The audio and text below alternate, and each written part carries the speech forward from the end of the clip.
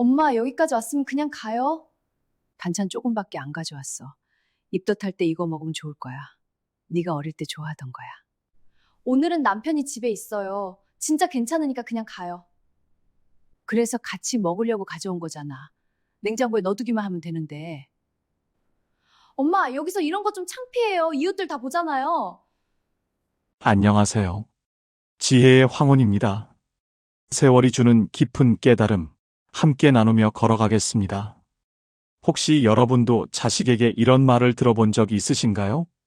말은 다르지만 느낌은 비슷했던 순간 말입니다. 그건 좀 그래요. 굳이 안 하셔도 돼요. 요즘은 그렇게 안 해요. 댓글로 어느 지역에 사시는지 남겨주세요. 읽는 것만으로도 마음이 조금은 덜 외로워집니다. 오늘 이야기는 딸에게 존엄을 무시당한 한 어머니가 어떻게 자기 자신을 다시 세웠는지에 대한 이야기입니다. 오늘 주제가 마음에 드신다면 구독과 좋아요 눌러주세요. 여러분의 마음에 작은 위로가 되는 따뜻한 이야기로 찾아뵙겠습니다. 제가 빌딩 청소를 시작한 건 딸이 중학교에 들어가던 해였습니다. 남편은 일찍 세상을 떠났고 보험도 없었습니다. 집은 전셋집이었고 통장 잔고는 200만 원이 채 되지 않았습니다. 그때 저는 53살이었습니다. 딸만큼은 공부시켜야 한다. 그게 전부였습니다. 다른 꿈은 없었습니다. 딸이 원하는 대학에 가고 원하는 직업을 갖고 떳떳하게 살 수 있게 하는 것. 그것만이 제가 할 수 있는 일이었습니다. 새벽 4시에 일어났습니다. 씻고 김밥 한 줄 싸서 가방에 넣었습니다. 5시 버스를 타고 1시간을 가면 강남의 한 오피스 빌딩에 도착했습니다. 6시부터 청소가 시작되었습니다. 밀대를 밀었습니다. 고무장갑을 끼고 화장실 변기를 닦았습니다. 유리창을 닦고 쓰레기통을 비우고 복도를 쓸었습니다. 청소차를 끌고 층마다 돌았습니다. 엘리베이터 안 거울을 닦을 때는 잠깐 제 얼굴을 보았습니다. 피곤해 보였지만 표정은 단단했습니다. 오전 10시에 첫 번째 근무가 끝났습니다. 그러면 근처 식당에서 점심을 먹고 오후 1시부터 다른 빌딩에서 다시 일했습니다. 오후 6시에 두 번째 근무가 끝나면 집으로 돌아왔습니다. 딸이 학원에서 돌아오기 전에 저녁을 차려놓았습니다. 밤 10시 딸이 방에서 공부할 때 저는 거실 소파에 앉아 있었습니다. 손에는 연고를 바르고 있었습니다. 손바닥에 굳은 살이 생기고 손가락 마디가 빨갛게 부어올랐습니다. 하지만 아프다고 말하지 않았습니다. 그렇게 1년이 지나고 2년이 지나고 3년이 지났습니다. 딸은 고등학교에 들어갔습니다. 성적이 좋았습니다. 선생님은 이 정도면 좋은 대학에 갈 수 있다고 했습니다. 저는 기뻤습니다. 손이 아픈 것도 잊었습니다. 사람들은 가끔 물었습니다. 힘들지 않으세요? 저는 웃으며 대답했습니다. 힘들죠. 그런데 딸이 꿈을 이루는 거 보면 힘든 줄 모르겠어요. 정말 그랬습니다. 딸이 학교에서 상을 받았다는 소식을 들을 때, 딸이 엄마 오늘 학교에서 좋은 일 있었어라고 말할 때, 그 순간만큼은 청소 냄새도 허리 통증도 굳은 손도 아무것도 아니었습니다. 저는 부끄럽지 않았습니다. 청소일이 부끄러운 게 아니었습니다. 땀 흘려번 돈으로 딸을 키우는 게 부끄러운 일이 아니었습니다. 오히려 당당했습니다. 빌딩 로비를 지나가는 사람들이 저를 못 본 척해도 엘리베이터에서 냄새가 난다고 고개를 돌려도 저는 괜찮았습니다. 저는 제가 누구를 위해 이 일을 하는지 알고 있었으니까요. 딸이 대학 합격 통지서를 받던 날, 저는 밤새 울었습니다. 기쁨의 눈물이었습니다. 해냈다는 안도의 눈물이었습니다. 그때 저는 생각했습니다. 이제 내 역할은 끝났구나. 하지만 그건 시작일 뿐이었습니다. 진짜 이야기는 그 이후부터였습니다. 딸은 대학에 들어간 후 달라졌습니다. 처음에는 몰랐습니다. 딸은 여전히 주말에 집에 왔고 제가 해준 밥을 먹었습니다. 하지만 조금씩, 아주 조금씩 무언가가 달라지고 있었습니다. 대학교 2학년이 되던 해, 딸이 말했습니다. 엄마, 나 이번 학기부터 친구들이랑 자취하려고. 저는 놀라지 않았습니다. 예상했던 일이었습니다. 대학생이 되면 독립하고 싶은 게 당연했으니까요. 그래. 학교 가까운 데서 구했어? 응. 학교에서 10분 거리야. 방 둘 있는 집인데 친구랑 같이 쓰기로 했어. 좋네. 월세는 얼마야? 생활비는 충분해? 딸은 잠시 망설이다가 말했습니다. 엄마 나 알바 시작했어. 그러니까 생활비는 내가 벌게. 엄마가 보내주는 돈은 등록금만 쓸게. 제 가슴이 뭉클했습니다. 딸이 컸구나. 이제 혼자서도 살아갈 수 있는 나이가 됐구나. 그렇게 생각했습니다. 알았어. 힘들면 언제든지 말하고. 딸은 석 달 후에 집을 나갔습니다. 짐을 싸는 딸을 보며 저는 반찬을 준비했습니다. 김치, 멸치볶음, 장조림, 시래기. 큰 통에 가득 담았습니다. 엄마, 이거 너무 많아. 친구도 있는데. 그래도 가져가. 바쁘면 밥 못 챙겨 먹잖아. 딸은 웃으며 받았습니다. 그때까지만 해도 저와 딸 사이에는 따뜻함이 있었습니다. 하지만 1년이 지나자 분위기가 바뀌었습니다. 딸은 점점 집에 오지 않았습니다. 처음에는 한 달에 2번 오던 게 한 달에 1번이 되고 2달에 1번이 되었습니다. 전화도 뜸해졌습니다. 제가 먼저 전화하면 받았지만 딸에게서 먼저 전화가 오는 일은 거의 없었습니다. 그리고 대학교 4학년 졸업 무렵 딸이 말했습니다. 엄마, 나 졸업하면 자취방 그대로 쓸 거야. 회사도 서울이고 집은 그냥 거기서 계속 살게. 저는 순간 가슴이 철렁 내려앉았습니다. 졸업하면 당연히 집으로 돌아올 줄 알았는데. 하지만 말하지 않았습니다. 딸이 선택한 길이었으니까요. 그래. 내가 편한 대로 해. 딸은 고마워했습니다. 하지만 저는 알았습니다. 이건 편한 것의 문제가 아니라는 걸.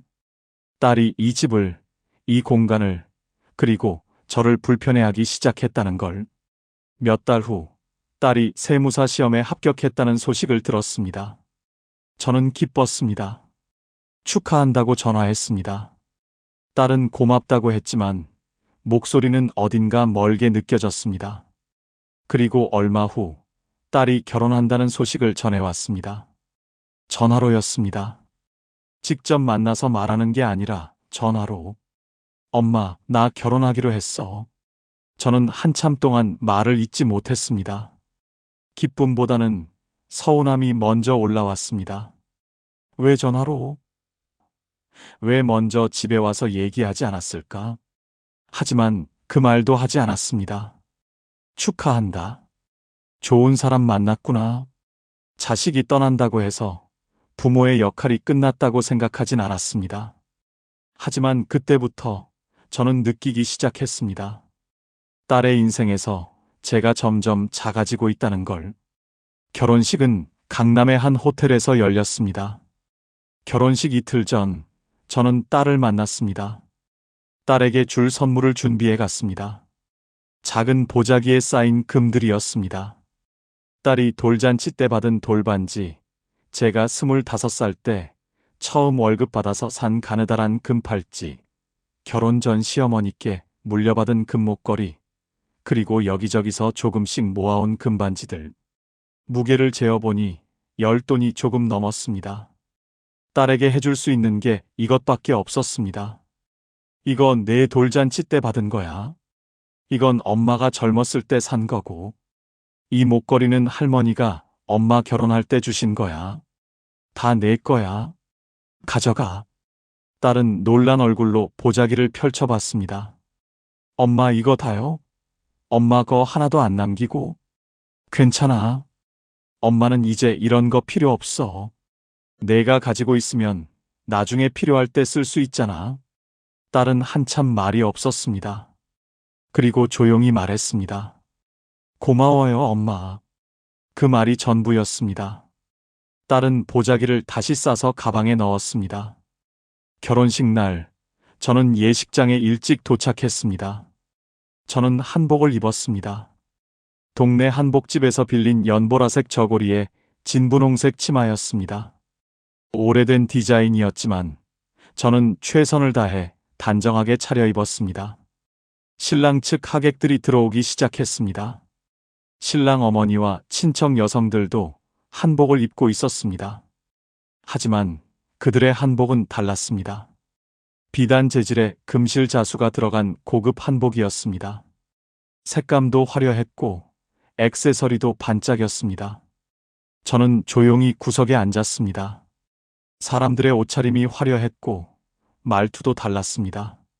저는 제 한복 치마가 살짝 색이 바랜 것 같아 자꾸 옷깃을 만졌습니다. 사위 집안은 사업을 하는 집안이었습니다. 무역업이라고 했습니다. 신랑 아버지는 회사 대표였고 어머니는 사교 모임을 여러 개 이끌고 있다고 했습니다. 신랑도 대기업에 다니다가 아버지 회사로 들어갔다고 했습니다. 결혼식이 끝나고 패백을 올리는 자리에서 사돈 어른이 저에게 말했습니다. 사돈 어른, 딸 정말 잘 키우셨어요. 우리 애가 공부도 잘하고 똑똑한 사람 만나고 싶다고 했는데 딱 맞는 며느리를 얻었네요. 저는 고개를 숙이며 대답했습니다. 과찬이십니다. 저야말로 좋은 집안의 딸을 보내게 되어 감사합니다. 사돈은 웃었지만 그 웃음 뒤에 무언가가 있었습니다. 저는 느꼈습니다. 좋은 집안이라는 말 속에 담긴 거리감을. 신혼살림은 신랑 측에서 마련했습니다. 강남의 한 아파트였습니다. 30평형이었습니다. 집값을 들었을 때 저는 숨이 막혔습니다. 제가 평생 모아도 살 수 없는 집이었습니다. 결혼 후 석 달이 지났을 때 저는 처음으로 딸네 집에 방문했습니다. 그날도 반찬을 준비해 갔습니다. 딸이 좋아하는 밑반찬들이었습니다. 초인종을 눌렀을 때 문을 연 건 사위였습니다. 어머니, 안녕하세요. 사위는 공손했지만 표정은 굳어 있었습니다. 저는 현관에서 신발을 벗으며 안으로 들어갔습니다. 거실은 깨끗했고 가구들은 모두 새 것이었습니다. 딸이 안방에서 나왔습니다. 엄마, 왜 갑자기 와? 전화하고 오지. 목소리가 차가웠습니다. 저는 당황했습니다. 미안해. 그냥 반찬 좀 가져다 주려고. 내가 좋아하는 것들이야. 딸은 봉투를 받으면서도 표정이 밝지 않았습니다. 엄마, 우리 반찬은 남편이 좋아하는 걸로 시켜 먹어. 반찬집 따로 있거든요. 굳이 이렇게까지 안 하셔도 돼. 굳이 안 하셔도 돼. 그 말이 제 가슴에 꽂혔습니다. 저는 그날 30분도 채 머물지 못하고 집을 나왔습니다. 딸은 배웅도 하지 않았습니다. 사위만 현관까지 따라 나와 인사했습니다. 6달 후 딸네 집에서 집들이가 있었습니다. 저도 초대를 받았습니다. 하지만 초대장에 적힌 시간은 저녁 6시가 아니라 오후 2시였습니다. 다른 손님들은 저녁에 온다고 했습니다. 엄마는 좀 일찍 오세요. 저녁에는 사위 쪽 지인들이 많이 와서 좀 복잡할 것 같아요. 저는 알았습니다. 딸이 저를 저녁 손님들과 함께 있게 하고 싶지 않다는 걸. 집들이 날, 저는 오후 2시에 도착했습니다. 집 안에는 딸과 사위만 있었습니다. 저는 아침 일찍 시장에서 사온 예쁜 과일과 떡집에서 오늘 뽑은 영양 찰떡을 내려놓았습니다. 딸은 고맙다고 했지만 그 떡을 어디에 놓을지 고민하는 표정이었습니다. 3시간 정도 있다가 저는 일어났습니다. 저녁 손님들 오기 전에 갈게. 딸은 붙잡지 않았습니다. 조심히 들어가세요, 엄마. 제가 현관문을 나서는데 뒤에서 사위의 목소리가 들렸습니다. 저녁에 오는 사람들한테는 그 떡 말고 백화점 거 내놓자. 딸이 작게 대답했습니다. 응, 알았어. 저는 엘리베이터를 탔습니다. 문이 닫히는 순간 눈물이 났습니다. 제가 준비한 떡은 저녁 손님들에게 내놓을 만한 게 아니라는 말. 그 말이 계속 귓가에 맴돌았습니다. 1년이 지나고 딸은 점점 더 바빠졌습니다. 세무사 사무실에서 일하면서 사위 집안 행사에도 자주 참석했습니다. 저에게 전화할 시간은 점점 줄어들었습니다. 그리고 어느 날 딸이 말했습니다. 엄마, 이제 반찬 같은 거 안 가져오셔도 돼요. 우리 집은 다 있어요. 저는 대답하지 못했습니다. 딸의 인생에서 제가 해줄 수 있는 것은 이제 아무것도 없는 것 같았습니다. 그 이후로도 저는 몇 번 더 딸네 집에 갔습니다. 전화를 하고 갔습니다. 딸이 원하는 대로요. 하지만 갈 때마다 딸의 표정은 점점 더 굳어졌습니다. 어느 날 저는 김치를 담가서 한 통 가져갔습니다. 딸이 좋아하는 깍두기였습니다. 어릴 적부터 밥 안 먹어도 깍두기만 있으면 밥 한 공기를 뚝딱 먹던 아이였습니다. 초인종을 눌렀을 때 딸이 문을 열었습니다. 제 손에 든 김치통을 보더니 얼굴이 어두워졌습니다. 엄마 또 이런 거 가져오셨어요? 깍두기 담갔어. 내가 좋아하잖아. 딸은 한숨을 쉬었습니다. 엄마, 저희 집 김치는 남편 엄마가 보내주세요. 김치 냉장고에 가득 차 있어요. 솔직히 엄마 거 받아도 먹을 데가 없어요. 제 손이 떨렸습니다. 김치통이 무거워졌습니다. 그래도 한 번만 먹어봐. 내가 좋아하는 맛으로. 엄마, 제발 이러지 마세요. 눈치 없게. 눈치 없게. 그 말이 가슴에 박혔습니다. 저는 그날 김치통을 들고 돌아왔습니다. 지하철 안에서 김치통을 무릎에 올려놓고 있었습니다. 사람들이 냄새 난다고 코를 막는 것 같았습니다. 하지만 내릴 수가 없었습니다. 눈물이 계속 흘렀습니다. 석 달 후 사위 집안 행사가 있다고 했습니다. 칠순 잔치였습니다. 사위의 아버지 칠순이었습니다. 딸이 전화로 말했습니다. 엄마, 이번 주말에 시아버지 칠순이에요. 그래, 나도 가야지. 전화기 너머로 침묵이 흘렀습니다. 엄마 이번엔 그냥 집에 계세요. 왜? 사돈 어른 칠순인데 내가 안 가면 실례잖아. 딸의 목소리가 낮아졌습니다. 엄마, 솔직히 말할게요. 시댁분들이 많이 오시는데 엄마가 오시면 제가 좀 불편해요. 시댁에서도 그렇고요. 내가 뭐가 불편한데? 엄마는 좀 말투도 다르고 옷 입는 것도 다르고 저희 집안이랑은 분위기가 좀 달라요. 제발 이해해 주세요. 전화를 끊고 한참을 멍하니 앉아 있었습니다. 제가 딸에게 창피한 엄마가 된 거였습니다. 말투가 다르고 옷이 다르고 분위기가 다르다고. 그래서 오지 말라고. 6달 후 딸의 생일이었습니다. 결혼하고 첫 번째 맞는 생일이었습니다. 저는 새벽부터 미역국을 끓였습니다. 딸이 어릴 적부터 생일마다 해줬던 그 미역국이었습니다. 소고기를 넉넉히 넣고 참기름을 두르고 정성껏 끓였습니다. 보온병에 담아서 들고 작은 케이크도 하나 샀습니다. 그리고 딸에게 전화했습니다. 딸아, 생일 축하해. 엄마가 미역국 끓여서 가는데 집에 있어? 전화기 너머로 딸의 목소리가 들렸습니다. 엄마 오늘은 좀 바빠요. 생일인데 뭐가 바빠? 금방 다녀올게. 미역국만 두고 갈게. 엄마, 진짜 안 돼요. 저녁에 시댁에서 저녁 먹기로 했어요. 그래도 저는 갔습니다. 딸의 생일을 그냥 넘길 수가 없었습니다. 오후 4시쯤 딸네 집 앞에 도착했습니다. 초인종을 눌렀습니다. 딸이 문을 열었습니다. 표정이 굳어 있었습니다. 엄마 오지 말라고 했잖아요. 미역국 끓여왔어. 생일인데 이거라도 먹어야지. 케이크도 작은 거 하나 샀어. 딸은 한숨을 쉬며 문을 열었습니다. 하지만 안으로 들어오라고 하지 않았습니다. 엄마, 여기 두고 가세요. 저 곧 나가야 돼요. 잠깐만이라도. 엄마, 제발 이해 좀 해주세요. 저녁에 시댁 가야 하는데 준비해야 한다고요.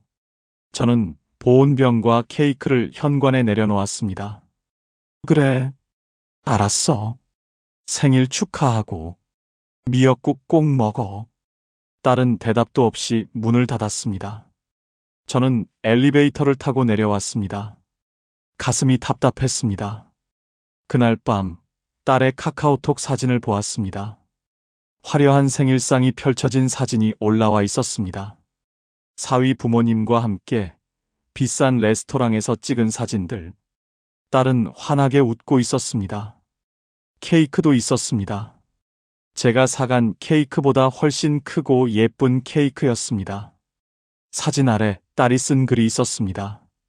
결혼 후 첫 생일을 시부모님과 함께 보냈습니다. 감사합니다. 제가 끓인 미역국 이야기는 없었습니다.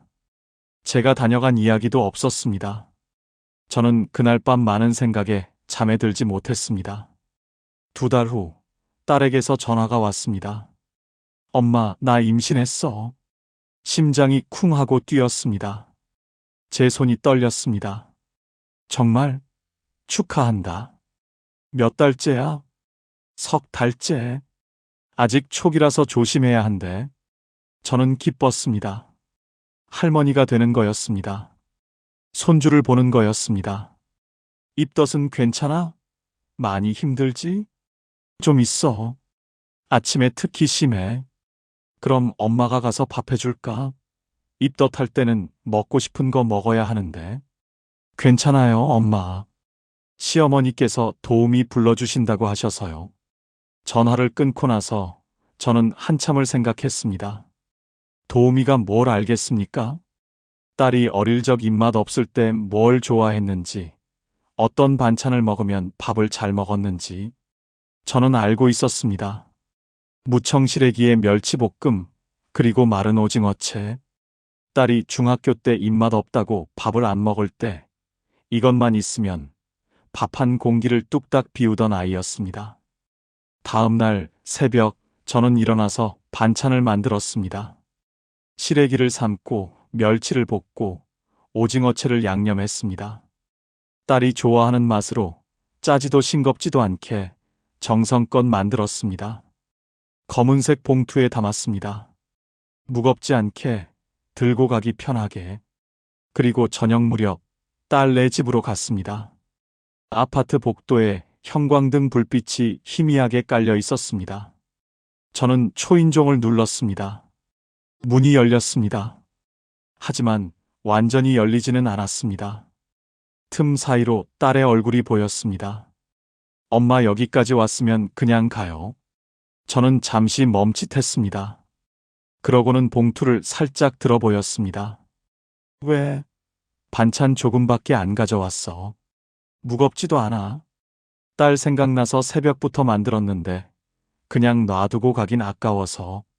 입덧할 때 이거 먹으면 좋아. 내가 어릴 때 입맛 없을 때 이것만 있으면 밥 잘 먹었잖아. 딸은 문틈을 더 좁혔습니다. 오늘은 남편이 집에 있어요. 그리고 진짜 괜찮으니까 그냥 가요. 저는 고개를 살짝 들었습니다.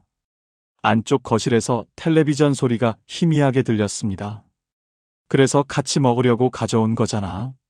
사위도 이거 좋아하잖니. 멸치볶음이랑 시래기 있어. 냉장고에 넣어두기만 하면 되는데. 입덧할 때 좋아. 딸은 한숨을 쉬었습니다. 그리고 목소리를 낮췄습니다. 엄마, 여기서 이런 거 좀 창피해요. 이웃들 다 보잖아요. 창피해요. 그 말이 가슴에 꽂히는 순간 저는 숨이 멎는 것 같았습니다. 제가 딸에게 창피한 존재였습니다. 새벽부터 일어나 반찬을 만들고 무거운 봉투를 들고 지하철을 갈아타고 1시간 넘게 걸려서 찾아온 이 엄마가 딸에게는 창피한 사람이었습니다. 입덧하는 딸을 걱정해서 온 엄마가 창피한 사람이었습니다. 창피하다고? 제 목소리가 떨렸습니다. 딸은 대답하지 않았습니다. 그냥 문을 조금 더 닫으려고 했습니다. 딸아, 엄마가 뭐가 창피한 거야? 입덧한다길래 내가 좋아하던 반찬 만들어 왔는데. 딸은 짜증 섞인 목소리로 말했습니다. 엄마, 제발 목소리 좀 낮추세요. 옆집 다 들려요. 그냥 오늘은 가주세요. 네. 저는 한 번 더 물었습니다. 마지막으로. 그래도 조금이라도 도와주고 싶은데.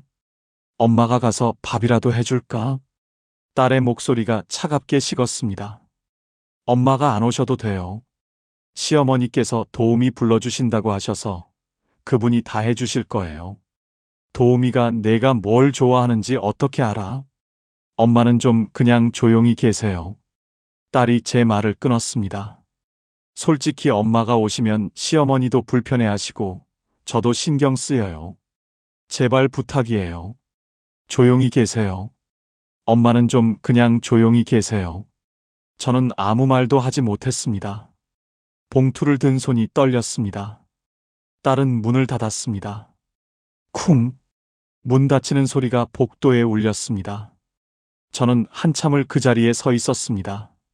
형광등 불빛 아래 검은 봉투를 든 채로. 복도는 조용했습니다. 아무도 없었습니다. 하지만 제 얼굴은 뜨거웠습니다.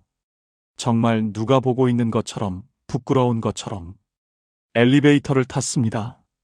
거울에 비친 제 모습을 봤습니다.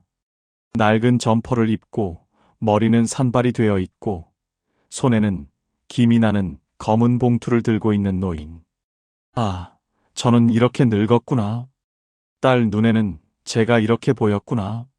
지하철역으로 걸어가면서 저는 계속 생각했습니다. 내가 뭘 잘못한 거지? 딸을 사랑하는 게 잘못인가요? 입덧하는 딸 걱정하는 게 잘못인가요? 반찬 만들어가는 게 잘못인가요? 지하철 안에서 저는 봉투를 무릎에 올려놓고 있었습니다. 옆 사람이 자리를 옮겼습니다. 반찬 냄새 때문일 겁니다. 저는 그제야 깨달았습니다. 딸이 저를 창피해하는 이유를. 제가 가난하고 늙고 촌스럽고 냄새나는 사람이기 때문이라는 걸. 저는 조용히 있어야 하는 사람이 되어 있었습니다. 딸의 인생에서 목소리를 내면 안 되는 사람, 나타나면 안 되는 사람. 그날 밤 저는 집에 와서 그 반찬들을 다 버렸습니다. 더 이상 만들지 않기로 했습니다. 더 이상 찾아가지 않기로 했습니다. 하지만 마음은 버릴 수가 없었습니다. 일주일이 지났습니다. 저는 집에만 있었습니다. 밥도 제대로 먹지 않았습니다. 텔레비전을 켜도 무슨 내용인지 들어오지 않았습니다. 그러다 동네 친구 경숙이가 전화를 걸어왔습니다.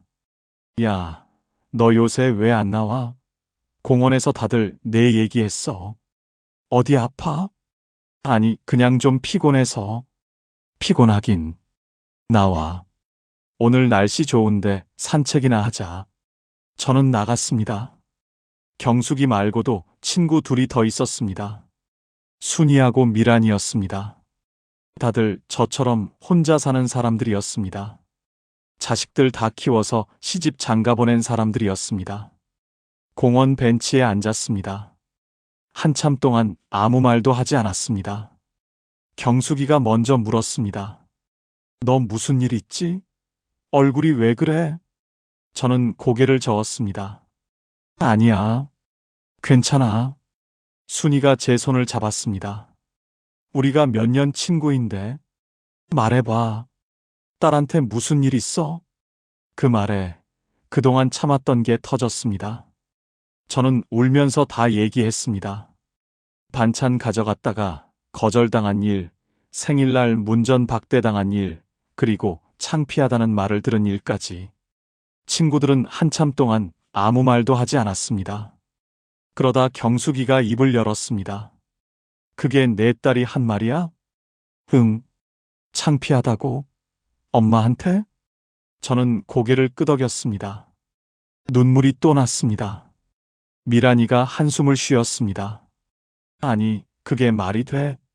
내가 얼마나 고생해서 그 애 키웠는데. 빌딩 청소하면서 대학까지 보냈잖아. 그런 엄마한테 창피하다니. 순이도 거들었습니다. 맞아. 그건 아니지. 아무리 시집을 잘 갔어도, 아무리 남편이 잘나도 엄마한테 그런 말을 하면 안 되는 거야. 경숙이가 제 어깨를 두드렸습니다. 야, 너 잘못한 거 하나도 없어. 알아? 반찬 만들어가는 게 뭐가 잘못이야? 딸 생일날 미역국 끓여가는 게 뭐가 잘못이야? 넌 엄마로서 당연한 일을 한 거야. 그런데 딸은 그게 싫대. 나는 창피하대. 미란이가 단호하게 말했습니다. 그건 딸이 선을 넘은 거야. 엄마를 뭘로 보는 거야? 부끄러운 존재로 보는 거야? 아무리 시댁 눈치가 보여도 그건 아니지. 순이가 덧붙였습니다. 너 계속 이렇게 당하고만 살 거야? 딸이 부를 때만 가고, 오지 말라면 안 가고. 그게 엄마 인생이야? 넌 딸의 하인이 아니라 엄마야. 엄마. 저는 처음으로 제 상황을 객관적으로 보게 되었습니다. 친구들 눈에는 제가 너무 당하고 있는 거였습니다. 경숙이가 말했습니다. 당분간은 연락하지 마. 딸한테. 내가 먼저 전화하지도 말고 찾아가지도 마. 내 존엄부터 지켜. 그런데 딸이 나를 찾으면 어떡해? 친구들이 웃었습니다. 쓸쓸한 웃음이었습니다. 미란이가 말했습니다. 찾지 않을걸. 솔직히 말하면 지금 내 딸은 엄마가 필요 없는 애야. 필요하면 연락하고 필요 없으면 안 하는 애지. 그런 애한테 내가 계속 매달릴 필요 없어. 그 말이 가슴에 박혔습니다. 하지만 거짓말은 아니었습니다. 순이가 조용히 말했습니다. 너도 내 인생 살아.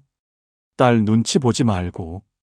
딸이 너를 창피하다고 하면 너도 딸 없이 살아봐. 그게 내 존엄을 지키는 거야. 저는 한참을 울었습니다. 친구들은 제 곁에 그냥 앉아 있었습니다. 아무 말 없이 그냥 함께 있어 줬습니다. 그날 저는 결심했습니다. 딸에게 먼저 연락하지 않기로, 딸이 부르지 않으면 가지 않기로, 반찬도 만들지 않기로, 제 존엄을 제가 지키기로. 하지만 그게 얼마나 어려운 일인지 그때는 몰랐습니다. 그날부터 저는 딸에게 전화하지 않았습니다. 처음 일주일은 괜찮았습니다. 딸도 바쁠 거야. 입덧도 하고 회사 일도 있고. 그렇게 스스로를 위로했습니다. 하지만 2주가 지나자 손이 저절로 전화기로 갔습니다. 딸의 번호를 누르려다가 멈췄습니다. 아니야. 참아야 해. 석 달이 지났습니다. 딸에게서는 연락이 없었습니다. 전화도 문자도. 저는 매일 핸드폰을 확인했습니다. 혹시 놓친 전화가 있나, 문자가 있나. 하지만 아무것도 없었습니다. 그제야 깨달았습니다. 딸은 제가 없어도 괜찮았다는 걸. 아니, 오히려 없는 게 더 편했다는 걸. 밤마다 잠을 이루지 못했습니다. 천장을 보며 생각했습니다. 내가 잘못한 걸까? 부모는 이렇게 살아야 하는 걸까? 자식이 부르지 않으면 참고 기다려야 하는 걸까? 어느 날 밤, 저는 견딜 수가 없어서 전화기를 들었습니다. 딸의 번호를 눌렀습니다. 하지만 통화 버튼을 누르기 직전에 멈췄습니다. 경숙이의 말이 떠올랐습니다. 내 존엄부터 지켜. 저는 전화기를 내려놓았습니다. 그리고 혼자 중얼거렸습니다. 나도 존엄이 있는 사람이야. 딸에게 창피한 사람이 아니야. 평생 딸 키우느라 고생한 엄마야. 6달이 지났습니다. 딸의 출산 예정일이 한 달 앞으로 다가왔을 무렵이었습니다. 딸의 카카오톡 프로필 사진이 바뀐 걸 보고 알게 되었습니다. 저는 손주 얼굴을 보고 싶었습니다. 태어나는 순간을 함께하고 싶었습니다. 하지만 딸은 저를 부르지 않았습니다. 밤마다 울었습니다. 손주가 태어나는데 할머니가 곁에 없다는 게 말이 돼? 하지만 다시 생각했습니다. 딸이 원하지 않는데 내가 나타나면 또 창피해 할 거야. 또 조용히 있으라고 할 거야. 저는 참았습니다. 한 달 후, 딸이 아들을 낳았다는 소식을 들었습니다. 역시 카카오톡 프로필로 알게 되었습니다. 프로필 사진에는 딸과 사위, 그리고 사위 부모님이 아기를 안고 있는 모습이 올라와 있었습니다. 저는 없었습니다. 댓글을 달고 싶었습니다. 축하한다. 할머니가 보고 싶구나. 하지만 쓰지 않았습니다. 어차피 지워질 거였으니까요. 1년이 지났습니다. 그동안 딸에게서 연락은 단 한 번도 없었습니다. 저는 제 존재가 정말로 필요 없는 사람이 된 것 같았습니다. 하지만 이상하게도 마음은 점점 편해졌습니다. 처음에는 죄책감이 컸습니다. 내가 나쁜 엄마인가? 딸을 버린 건가? 하지만 시간이 지나면서 생각이 바뀌었습니다. 아니야. 나는 딸을 버린 게 아니야. 나를 지킨 거야. 딸이 저를 창피해 한다면 그건 딸의 문제였습니다. 제 문제가 아니었습니다. 저는 평생 딸을 위해 살았습니다. 새벽부터 빌딩을 청소하며 대학까지 보냈습니다. 제가 가진 금을 다 주었습니다. 사랑으로 키웠습니다. 그런 저를 창피하다고 한다면 그건 딸이 잘못된 거였습니다. 저는 부끄러운 사람이 아니었습니다.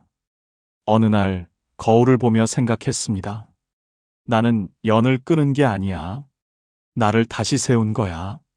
딸에게 먼저 연락하지 않는다고 해서 딸을 사랑하지 않는 게 아니었습니다. 다만 저도 존중받을 권리가 있다는 걸, 그걸 깨달은 것뿐이었습니다. 손주는 보고 싶었습니다. 딸도 보고 싶었습니다. 하지만 저를 창피해하는 딸 앞에서 작아지고 싶지는 않았습니다. 저는 그렇게 제 삶을 다시 살기 시작했습니다. 저는 작은 빌라에 살고 있었습니다. 방 하나, 거실 하나, 화장실 하나. 12평 남짓한 공간이었습니다. 크지 않았지만 온전히 제 것이었습니다. 아무도 저를 창피해하지 않는 공간. 제가 만든 반찬을 거절하지 않는 공간. 조용히 있으라는 말을 듣지 않아도 되는 공간. 처음에는 적막했습니다. 딸 생각에 밤마다 눈물이 났습니다. 하지만 석 달쯤 지나자 달라졌습니다. 아침에 일어나면 커피를 한 잔 내렸습니다. 천천히 마셨습니다. 아무도 재촉하지 않았습니다. 점심은 간단하게 먹었습니다. 김치찌개를 끓이거나 된장국을 끓였습니다. 혼자 먹어도 맛있었습니다. 저녁이 되면 공원을 산책했습니다. 경숙이, 순이, 미란이와 함께였습니다. 너 요새 얼굴이 좀 펴졌다. 경숙이가 말했습니다. 그래? 응. 예전엔 뭔가 짓눌려 있는 것 같았는데 이제 좀 살아있는 것 같아. 순이도 거들었습니다. 딸한테 연락 안 했어? 응. 안 했어. 잘했어. 그게 맞아. 친구들은 저를 이해해 주었습니다. 제가 나쁜 엄마가 아니라는 걸, 제가 잘못한 게 아니라는 걸. 6달이 지나자 저는 제 생활 리듬을 찾았습니다. 집은 작은 전세 빌라였습니다. 남편 퇴직금으로 얻은 집이었습니다. 월세 걱정은 없었습니다. 매달 국민연금이 70만 원 나왔습니다. 빌딩 청소를 오래 해서 받을 수 있는 돈이었습니다. 거기에 나라에서 나오는 기초연금이 33만 원 더 있었습니다. 그리고 일주일에 3번 파트타임으로 청소 일을 나갔습니다. 왜 또 이래? 쉬면 되지. 경숙이가 물었습니다. 그냥 집에만 있으면 딸 생각만 나. 일하는 게 나아. 사실 그것만은 아니었습니다. 일을 하면 돈도 벌지만 제가 쓸모 있는 사람이라는 느낌이 들었습니다. 일주일에 3번, 4시간씩. 근처 오피스텔 청소였습니다. 힘들지 않았습니다. 예전처럼 새벽부터 저녁까지 일하는 게 아니니까요. 한 달에 50만 원 정도 받았습니다. 국민연금 70만 원, 기초연금 33만 원, 파트타임 50만 원. 합하면 153만 원이었습니다. 관리비와 공과금이 12만 원, 식비가 30만 원, 통신비랑 기타 비용이 10만 원. 그러면 100만 원 정도 남았습니다. 많은 돈은 아니었지만 혼자 살기에는 충분했습니다. 남는 돈으로 친구들과 밥을 먹었습니다. 한 달에 2번쯤 3만 원짜리 백반집에서 먹었습니다. 가끔 작은 화분도 샀습니다. 5천 원, 1만 원짜리 화분이었지만 제가 고른 거였습니다. 그리고 나머지는 통장에 모았습니다. 언젠가 쓸 일이 있을 거라고 생각했습니다. 딸을 키울 때는 한 푼도 제 것이 아니었습니다. 모든 게 딸을 위한 돈이었습니다. 하지만 지금은 달랐습니다. 제가 쓰고 싶은 곳에 쓸 수 있었습니다. 죄책감 없이, 눈치 보지 않고. 그게 이렇게 편한 일인 줄 몰랐습니다. 1년쯤 지났을 때 저는 작은 취미를 하나 만들었습니다. 도서관에 갔습니다. 책을 빌려서 읽었습니다. 평생 딸 키우느라 바빠서 책 한 권 제대로 읽어본 적이 없었습니다. 처음에는 글씨가 잘 안 보였습니다. 돋보기를 샀습니다. 천천히 읽었습니다. 이해가 안 되는 부분은 다시 읽었습니다. 소설을 읽으면서 울기도 했고 웃기도 했습니다. 이런 세상이 있다는 걸 처음 알았습니다. 어느 날 미란이가 물었습니다. 너 요새 혼자 사는 거 어때? 저는 잠시 생각했습니다. 좋아. 외롭지 않아? 외롭긴 해.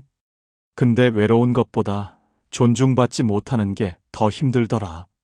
미란이가 고개를 끄덕였습니다. 맞아. 혼자 사는 건 외로울 수 있지. 근데 자식한테 무시당하면서 사는 그건 외로운 게 아니라 고통이지. 저는 그 말이 맞다고 생각했습니다. 딸과 함께 있을 때 저는 외롭지 않았지만 행복하지도 않았습니다. 늘 눈치를 받고, 늘 조심했고, 늘 제 자신을 숨겼습니다. 하지만 지금은 달랐습니다. 외롭긴 했지만 제 자신으로 살 수 있었습니다. 어느 봄날 저는 창문을 열고 햇살을 쬐었습니다. 따뜻했습니다. 그동안 제 인생에 봄이 있었나 싶었습니다. 늘 겨울같이 추웠던 것 같았습니다. 하지만 지금 처음으로 봄을 느꼈습니다. 작은 화분에 꽃이 피었습니다. 제가 물을 주고 키운 꽃이었습니다. 예뻤습니다. 혼자 산다고 불쌍한 게 아니구나. 저는 중얼거렸습니다. 혼자 살아도 존엄하게 살 수 있었습니다. 딸이 없어도 저는 저였습니다. 엄마라는 이름 말고도 저는 저 자신이라는 이름이 있었습니다. 그걸 깨달은 순간 저는 울었습니다. 슬퍼서가 아니라 해방된 기분이었습니다. 72년을 살면서 처음으로 저를 위해 사는 법을 배웠습니다. 늦었지만 다행이었습니다. 아직 남은 인생이 있었으니까요. 그 인생을 저는 저를 위해 쓰기로 했습니다. 그렇다고 딸 생각이 사라진 건 아니었습니다. 여전히 밤이 되면 딸이 떠올랐습니다. 손주 얼굴이 궁금했습니다. 카카오톡 프로필을 몰래 확인했습니다. 딸의 프로필 사진이 바뀌면 저는 한참을 들여다봤습니다. 손주가 자라는 모습이 보였습니다. 돌이 지나고 2돌이 지났습니다. 아기였던 아이가 어느새 걷고 있었습니다. 보고 싶겠다. 경숙이가 말했습니다. 응, 보고 싶어. 그럼 연락해봐. 저는 고개를 저었습니다. 아니야. 딸이 연락하면 그때 만나. 언제 연락할지 모르잖아. 그래도 괜찮아. 정말 괜찮았습니다. 예전에 저였다면 견디지 못했을 겁니다. 당장 달려가서 손주를 보고 싶다고 울었을 겁니다. 하지만 이제는 달랐습니다. 보고 싶은 마음은 여전했지만 그게 전부는 아니었습니다. 제 존엄도 중요했습니다. 딸이 저를 부르지 않는다면 그건 딸의 선택이었습니다. 저는 그 선택을 존중하기로 했습니다. 대신 저도 제 선택을 했습니다. 먼저 연락하지 않는 것. 엄마는 항상 기다려야 하는 사람인가? 어느 날 밤 저는 스스로에게 물었습니다. 아니었습니다. 엄마도 사람이었습니다. 기다리다 지칠 수도 있고 상처받을 수도 있고 포기할 수도 있는 사람이었습니다. 그걸 딸이 모르는 건 아니겠죠. 다만 딸은 제가 영원히 기다릴 거라고 생각하는 것 같았습니다. 하지만 저도 한계가 있었습니다. 2년이 지났습니다. 딸에게서는 여전히 연락이 없었습니다. 카카오톡 프로필만 가끔 바뀔 뿐이었습니다. 손주는 이제 말도 하는 것 같았습니다. 프로필 사진 속에서 환하게 웃고 있었습니다. 할미라는 말도 할 텐데. 저는 중얼거렸습니다. 하지만 그 아이는 저를 모를 겁니다. 할머니가 있다는 것도 모를 겁니다. 슬펐습니다. 하지만 원망하지는 않았습니다. 딸도 자기 인생을 사는 거였습니다. 시댁 눈치 보고, 남편 눈치 보고, 그렇게 사는 게 딸이 선택한 삶이었습니다. 그게 행복한지는 모르겠지만, 그건 딸이 감당해야 할 몫이었습니다. 저는 더 이상 딸의 선택에 제 행복을 맡기지 않기로 했습니다. 딸이 저를 부르면 가겠습니다. 손주를 보여주면 보겠습니다. 하지만 부르지 않는다면 저는 제 삶을 살겠습니다. 그게 제가 배운 거였습니다. 사랑은 집착이 아니었습니다. 사랑은 상대를 존중하는 것이었습니다. 그리고 저 자신도 존중하는 것이었습니다. 어느 날 미란이가 물었습니다. 딸 미워? 저는 잠시 생각했습니다. 미워하지는 않아. 그냥 서운해. 서운하지만 이해하려고 노력해. 이해가 돼. 완전히는 아니야. 근데 딸도 딸 나름대로 이유가 있겠지. 나는 모르는 고민이 있을 수도 있고. 미란이가 고개를 끄덕였습니다. 넌 좋은 엄마야. 저는 웃었습니다. 좋은 엄마인지는 모르겠습니다. 다만 이제는 저를 지킬 줄 아는 엄마가 되었습니다. 그게 나쁜 건 아니라고 생각했습니다. 밤하늘을 보며 생각했습니다. 딸아, 엄마는 여기 있어. 내가 필요하면 언제든 와. 하지만 안 와도 괜찮아. 엄마는 엄마대로 잘 살 거야. 그렇게 저는 딸을 사랑하면서도 딸에게서 자유로워졌습니다. 3년이 흘렀습니다. 저는 여전히 작은 빌라에서 혼자 살고 있습니다.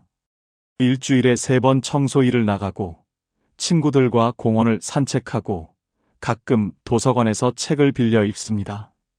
딸에게서는 아직도 연락이 없습니다. 저도 연락하지 않았습니다. 손주는 이제 4살이 되었을 겁니다.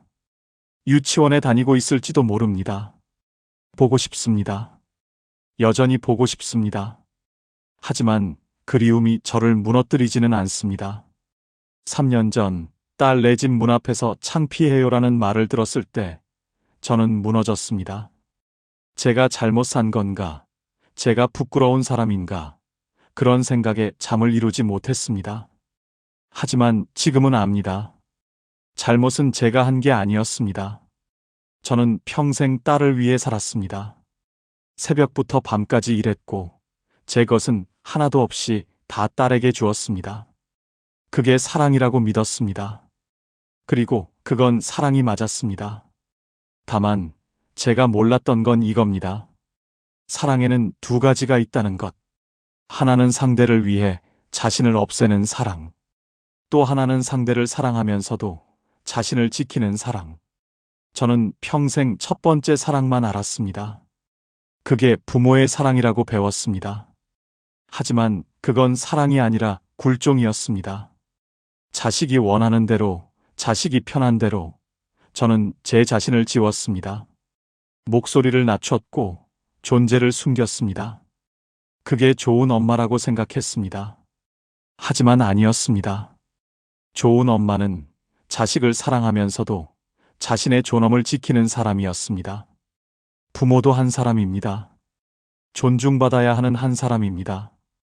자식을 낳았다고, 키웠다고, 그래서 자식 앞에서 작아져야 하는 건 아닙니다. 자식이 창피하다고 말한다면 그건 부모가 잘못된 게 아니라 자식이 배운 게 잘못된 겁니다. 부모를 창피해 하는 자식은 결국 자기 자신도 존중하지 못합니다. 왜냐하면 자신이 어디서 왔는지를 부끄러워하는 사람은 자기 뿌리를 부정하는 것이니까요. 저는 이제 압니다. 딸이 저를 창피해한 건 딸의 문제였다는 걸. 딸이 시댁 눈치를 보느라, 체면을 지키느라 저를 멀리한 건 딸의 선택이었다는 걸. 그리고 저는 그 선택을 받아들였습니다. 하지만 저도 선택했습니다. 더 이상 딸 앞에서 작아지지 않겠다고. 더 이상 조용히 있으라는 말에 고개 숙이지 않겠다고. 제 존엄을 제가 지키겠다고. 어쩌면 딸은 평생 저를 부르지 않을지도 모릅니다. 그럼 그것도 괜찮습니다. 저는 저대로 살 겁니다. 친구들과 웃고, 꽃을 키우고, 책을 읽고, 작은 일을 하며 제 삶을 채워갈 겁니다. 그게 제가 선택한 삶입니다. 혹시 언젠가 딸이 연락한다면 저는 가겠습니다. 손주도 보고 딸도 안아줄 겁니다. 하지만 예전처럼 눈치 보지는 않을 겁니다. 예전처럼 제 자신을 숨기지는 않을 겁니다. 저는 당당할 겁니다. 왜냐하면 저는 부끄러운 사람이 아니니까요. 평생 땀 흘려 일했고, 딸을 사랑했고, 제 인생을 최선을 다해 살았으니까요. 그걸로 충분합니다. 부모의 존엄은 자식이 인정해줘서 생기는 게 아닙니다. 스스로 지킬 때 생기는 겁니다. 저는 이제 제 존엄을 지킬 줄 압니다. 그게 제가 75년을 살면서 배운 가장 소중한 깨달음입니다. 혹시 여러분 중에도 자식에게 이런 말을 들어보신 분이 계신가요? 굳이 안 하셔도 돼요. 엄마는 좀 조용히 계세요. 여기서 이런 거 창피해요. 그 말을 들었을 때 가슴이 철렁 내려앉으셨죠? 내가 뭘 잘못했나 하고 밤새 생각하셨죠? 하지만 여러분께 말씀드리고 싶습니다. 잘못은 여러분이 하신 게 아닙니다. 여러분은 평생 자식을 위해 사셨습니다. 그게 사랑이었고, 그게 희생이었습니다. 그런 여러분을 창피해하는 자식이 있다면, 그건 자식이 배워야 할 게 있는 겁니다.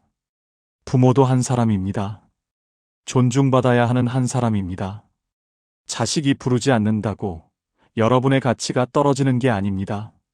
자식이 필요로 하지 않는다고 여러분의 존재가 의미 없어지는 게 아닙니다.